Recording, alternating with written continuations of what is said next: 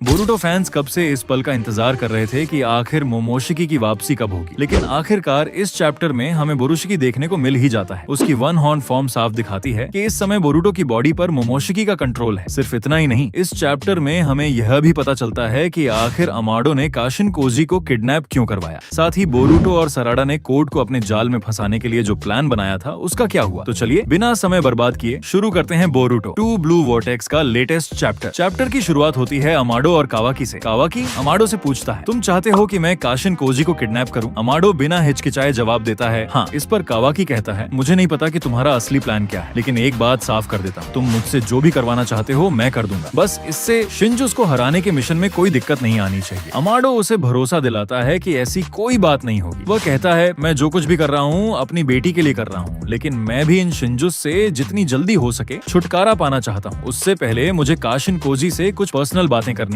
ये सुनकर कावाकी तुरंत मान जाता है। वह कहता है, समझ गया, मुझे तुम्हारी वजह जानने की जरूरत नहीं है। जब तक तुम मेरे रास्ते में नहीं आते मुझे कोई फर्क नहीं पड़ता। अमाडो थोड़ा हैरान होता है, कावाकी इतनी जल्दी मान गया। इसके बाद वह उससे पूछता है, क्या इस समय बोरुटो उजुमाकी अभी भी कोनोहा में है? कावाकी जवाब देता है, हाँ, भले ही सेंसरी यूनिट उसे ट्रैक नहीं कर पा रही हो, लेकिन मैं एक ओत्सुत्सुकी की प्रेजेंस को महसूस कर सकता हूँ। बस अमाडो को यही सुनना था। वह कहता है, यही हमारा मौका है। जब तक बोरुटो काशिन कोजी के साथ नहीं है हमें अपना प्लान पूरा करना होगा। इसके साथ ही अमाडो काशिन कोजी की भविष्य देखने वाली टेक्निक का जिक्र करता है। वह साफ कहता है कि उसकी अगली अपडेट आने से पहले उन्हें अपना काम खत्म करना होगा, और उसके बाद वही होता है जो हम सब जानते हैं। कावाकी सीधे काशिन कोजी के हाइडआउट पर टेलीपोर्ट करता है और इमरजेंसी शटडाउन कोड का इस्तेमाल करके उसे बेहोश कर देता है। इसके बाद हमें कोनोहा के एल्डर्स और कोबू की बातचीत दिखाई जाती है, जिसे मैं बहुत आसान तरीके से समझाने वाला हूँ। तुम्हें याद होगा कि पिछले चैप्टर में बोरुटो उजुमाकी ने कोबू की जान बचाई थी। अब कोबू बताता है कि उसे बिल्कुल भी याद नहीं कि वह होकागे ऑफिस से बाहर कब निकला और उसके बाद उसके साथ क्या हुआ, लेकिन जब उसे होश आता है तब वह खुद को बग के शिंजू क्लोन्स से घिरा हुआ पाता है। उस समय उसकी मौत लगभग तय थी। तभी वहाँ बोरुटो उजुमाकी पहुँचता है और उन शिंजू क्लोन्स को खत्म करके उसकी जान बचा लेता है। ये सुनकर कोनोहा के एल्डर्स भी हैरान रह जाते हैं कि लॉर्ड कोबू की जान बोरुटो उजुमाकी ने बचाई, लेकिन यहीं से पूरा मामला पलट जाता है। कोबू कहता है कि उसे लगता है ये सब बोरुटो उजुमाकी, शिकामारू और उन शिंजुस की पहले से बनाई हुई प्लानिंग थी। उसके मुताबिक बोरुटो अकेला नहीं है, उसके पीछे और भी लोग हैं। इतना ही नहीं, कोबू तो यह तक मानता है कि शिंजुस को कोनोहा तक बोरुटो ही लेकर आया है। इसके बाद एल्डर्स सीधा शिकामारू पर शक करना शुरू कर देते हैं। उनका कहना है कि अगर होकागे शिकामारू नारा सच में बोरुटो का साथ दे रहा है तो यह कोनोहा के साथ गद्दारी है, और इसी वजह से कोबू दाइमियो से रिक्वेस्ट करता है कि शिकामारू नारा को होकागे के पद से हटा दिया जाए। दूसरी तरफ शिकामारू भी इन्हीं बातों के बारे में सोच रहा होता है। तभी उसे सेंसरी यूनिट की तरफ से एक बेहद जरूरी रिपोर्ट मिलती है। उसे बताया जाता है कि कुछ देर पहले कोनोहा में एक ऐसा व्यक्ति दाखिल हुआ है जिसका चक्र मास्टर जिराया से पूरी तरह मैच करता है। ये सुनते ही शिकामारू समझ जाता है कि बात काशिन कोजी की हो रही है। सेंसरी यूनिट कहती है कि कारा ऑर्गेनाइजेशन से जुड़ा मामला होने की वजह से अटैक होने की संभावना भी हो सकती है, लेकिन शिकामारू फिलहाल इस पूरी जानकारी को सीक्रेट रखने का फैसला करता है। इसके बाद सीन शिफ्ट होता है काशिन कोजी पर। कोजी पूरी तरह बंधा हुआ है। उसके हाथों में सीलिंग हैंडकफ्स लगी हुई हैं, जिसकी वजह से वह अपने टोड्स तक को समन नहीं कर सकता। तभी उसके सामने आता है अमाडो। अमाडो कहता है, सच कहूँ तो मुझे हैरानी है कि इशिकी ओत्सुत्सुकी जैसे अपोनेंट का सामना करने के बाद भी तुम आज जिंदा हो। फिर वह मुस्कुराते हुए कहता है, बहुत दिनों बाद मिले काशिन कोजी, उम्मीद है तुम मुझसे नाराज नहीं होगे। कोजी तुरंत समझ जाता है कि अमाडो इशिकी वाली घटना की बात कर रहा है। वह शांत होकर जवाब देता है, मैं उस दिन ही अपनी किस्मत स्वीकार कर चुका था। इसके बाद अमाडो सीधे मुद्दे पर आता है। वह कहता है, असल में मुझे तुम्हारी उस शिनजुत्सु पावर में बहुत दिलचस्पी है जो पॉसिबल फ्यूचर्स देखने की क्षमता देती है। अमाडो आगे बताता है कि कोजी को आखिरी फ्यूचर अपडेट 4 दिन पहले मिली थी, ठीक मामूशी वाली लड़ाई से पहले, और उसी फ्यूचर अपडेट के दौरान अमाडो को एक ऐसा मौका दिखाई दिया जिसके बाद उसके दिमाग में एक नया प्लान आया। वह कहता है, दूसरे शब्दों में कहूँ तो 4 दिन पहले एक ऐसा फ्यूचर सामने आया था जिसकी डेवलपमेंट पूरी तरह अननोन थी, और शायद यही तुम्हारी फ्यूचर विजन की सबसे बड़ी कमजोरी है। तुम्हें लग रहा था कि सब कुछ तुम्हारे प्लान के मुताबिक चल रहा है, लेकिन असलियत कुछ और ही थी। अब इसके बाद अमाडो काशिन कोजी के सामने अपनी असली बात रखना शुरू करता है।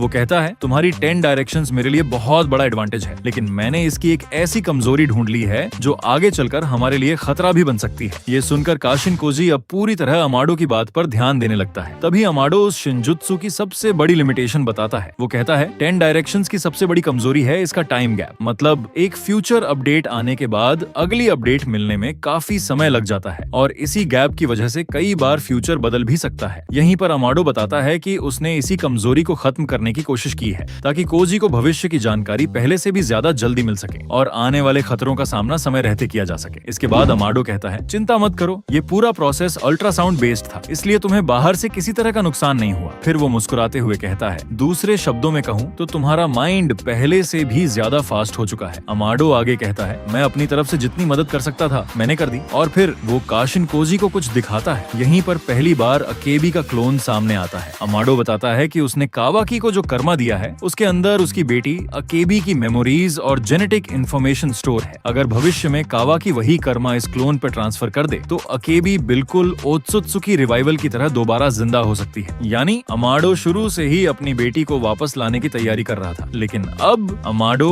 काशिन कोजी से एक बेहद अहम सवाल पूछता है। वो कहता है, क्या तुमने कभी ऐसा फ्यूचर देखा है जिसमें कावाकी अकेबी के क्लोन पर अपना कर्मा ट्रांसफर करता हो? कोजी बिना एक सेकंड सोचे जवाब देता है, नहीं। फिर वो आगे समझाता है, मैं झूठ नहीं बोलूंगा, मैंने ऐसा एक भी फ्यूचर नहीं देखा। कोजी बताता है कि 10 डायरेक्शंस हर पॉसिबल फ्यूचर को उसके दिमाग में एक मेमोरी की तरह स्टोर कर देती है, इसलिए वो पूरे कॉन्फिडेंस के साथ कह सकता है कि ऐसा फ्यूचर उसके सामने कभी आया ही नहीं, और इसकी वजह भी वो तुरंत बता देता है। कोजी कहता है, क्योंकि हर पॉसिबल फ्यूचर में जुरा कहीं ना कहीं सामने आ जाता है और हर बार वो कावाकी को मार देता है। बस यही वो जवाब था जिसे सुनने के लिए अमाडो इतने समय से इंतजार कर रहा था। ये सुनते ही अमाडो काशिन कोजी की सारी बाइंडिंग खोल देता है और फिर कहता है, तुमसे सीधे बात करके अच्छा लगा। इसके बाद वो शांत आवाज में कहता है, अब मैं सिर्फ अगले फ्यूचर अपडेट का इंतजार करूंगा, क्योंकि अब देखना यह है कि भविष्य आखिर किस दिशा में बदलता है। अब इसके बाद हमें शिकामारू दिखाई देता है। वो एक सिक्योर डोर का पासकोड डालकर उसे खोलने की कोशिश कर रहा होता है, लेकिन तभी उसे पता चलता है कि अमाडो पहले ही उसका पासवर्ड बदल चुका है। सीन तुरंत कट होता है बोरुटो की तरफ। बोरुटो अपने हाइडआउट पर पहुंचता है, लेकिन वहाँ काशिन कोजी मौजूद नहीं होता। तभी अचानक कोजी अपने टोड समनिंग के जरिए वहाँ वापस आ जाता है। बोरुटो हैरान होकर पूछता है, ये आखिर हो क्या रहा है? कोजी कहता है, सब बताऊंगा, लेकिन पहले हमारे पास समय बहुत कम है। इसके बाद कोजी अपने टोड कम्युनिकेशन जुत्सु के जरिए इनोजिन से संपर्क करता है। उसी कनेक्शन में एडा और शिकामारू भी जुड़ जाते हैं। शिकामारू बिना समय गंवाए पूछता है, अमाडो आखिर प्लान क्या कर रहा है? कोजी कहता है, मैं सब समझाऊंगा, लेकिन उससे पहले एडा मुझे बताओ, लगभग 1 घंटे पहले अमाडो ने मेरे साथ आखिर किया क्या था? एडा थोड़ी नाराज होकर कहती है, तुम कुछ ज्यादा ही जल्दबाजी नहीं कर रहे? लेकिन कोजी गंभीर आवाज में जवाब देता है, ये जानना बेहद जरूरी है। और तभी कोजी की 10 डायरेक्शंस फिर से एक्टिवेट हो जाती है। उसे भविष्य की एक नई अपडेट दिखाई देती है। सीन अब सीधे सारादा उचिहा पर शिफ्ट होता है। सारादा बोरुटो की वो बात याद कर रही होती है जहां उसने बताया था कि कोड का अगला निशाना वही है। शायद अब सारादा भी ये बात समझ चुकी थी, इसीलिए वो सोचती है कि अगर उसे कोड का सामना करना ही है तो ऐसी जगह करना बेहतर होगा जहां आसपास बहुत कम लोग हों। उसी समय हमें एक और पैनल दिखाई देता है जिसमें कोजी भविष्य की झलक देख रहा होता है। उस विजन में कोड, बोरुटो, सारादा, हिमावारी और कावाकी सभी दिखाई देते हैं और अगले ही पल सब कुछ वैसा ही होने लगता है जैसा कोजी ने देखा था। कोड सीधे सारादा को पकड़ लेता है। उसी समय कोजी बोरुटो से कहता है, तुमने सारादा के साथ जो प्लान बनाया था वो अब फेल होने वाला है। और सच में ठीक वही होता है। कोड सारादा को अपनी पकड़ में ले चुका था, लेकिन यहाँ एक बड़ा ट्विस्ट सामने आता है। सारादा के पास बोरुटो के जो फ्लाइंग राइजन सिंबल्स थे, कोड उन्हें धीरे धीरे सेंस कर लेता है और बस उसी पल उसे बोरुटो का पूरा प्लान समझ में आ जाता है कि बोरुटो सारादा को बेड बनाकर उन्हीं सिंबल्स के जरिए सीधे शिंजू हाइडआउट में टेलीपोर्ट होने वाला था। ये समझते ही सारादा घबरा जाती है। वो तुरंत अपना मांगेक्यो शारिंगन एक्टिवेट करने की कोशिश करती है, लेकिन उससे पहले ही कोड अपना क्लॉ मार्क उसके मुंह पर लगा देता है और मुस्कुराते हुए कहता है, अब बहुत देर हो चुकी है। उधर कोजी पहले ही बोरुटो को चेतावनी दे चुका था कि उनका प्लान फेल होने वाला है, लेकिन बोरुटो के पास अब सोचने का समय नहीं था। वो तुरंत फ्लाइंग राइजन के हैंड साइंस बनाता है और सिंबल्स की लोकेशन पर टेलीपोर्ट हो जाता है। कोजी उसे रोकने की कोशिश करता है, लेकिन तब तक बोरुटो जा चुका होता है और जब बोरुटो वहाँ पहुँचता है तो उसके सामने का नजारा देखकर वो पूरी तरह रुक जाता है, क्योंकि वहाँ सारादा नहीं होती। जमीन पर सिर्फ बोरुटो के सिंबल्स पड़े होते हैं और सारादा पहले ही गायब हो चुकी होती है। यहीं पर चैप्टर खत्म हो जाता है। अब सबसे बड़ा सवाल यही है, कोड आखिर सारादा को कहाँ लेकर गया? बोरुटो उसे कैसे ढूंढेगा? और सबसे बड़ी बात, क्या मोमोशिकी की वापसी अब बिल्कुल तय हो चुकी है? तुम्हें क्या लगता है आगे क्या होने वाला है? अपनी थ्योरी कमेंट में जरूर बताना।